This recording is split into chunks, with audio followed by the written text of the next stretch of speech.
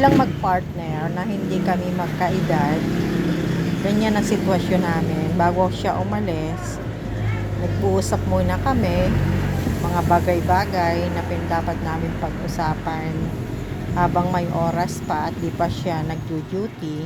So, nagkukwentuhan muna kami. Ayan. Kita nyo guys.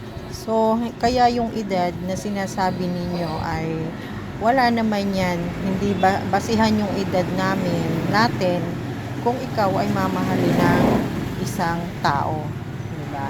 O, katulad namin, 24 years ang age gap ko dito kay partner ko, pero okay naman yung pagsasama namin.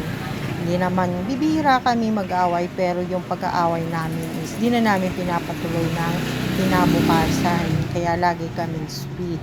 So kaya yung sinasabi nila na hindi magtatagal yung relasyon, nasa inyo yan dalawa kung paano nyo i-handle yung pagsasama nyo o ang inyong relasyon. Kaya yung payo ko dun sa mga ka-age doesn't matter ko dyan, so magmahalan lang kayo at pag-usapan nyo yung mga bagay na hindi nyo dapat, halimbawa na mayroon kayong hindi pinagkaintindihan, pag-usapan nyo ng maaga para hindi mangyari ay lumala ang inyong away o mauwi sa hindi maganda gaya ng paghihiwalay. So katulad ko na mas ahead ako dito kay partner ko, ang ginagawa ko na lang, syempre medyo meron akong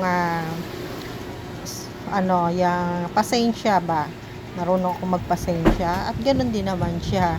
So pag alam niya na galit ako, tumitigil na rin siya, kaya hindi na kami nag-aaway ng matagal. Pagdating sa gabi at umuwi siya, syempre miss ang isa't isa, nandyan yung magkikis siya bago umalis at magkikis din siya bago pagdating. Ayun lang yung buhay namin. So nasa sa inyo na yan kung paano kayo magsama, kahit sabihin na mas matanda ang isa o mas bata yung partner mo. Kung masaya naman kayo at magkasundo kayo, wala yung magiging problema. So ayan, so ingat na lang po sa mga ka-age doesn't matter.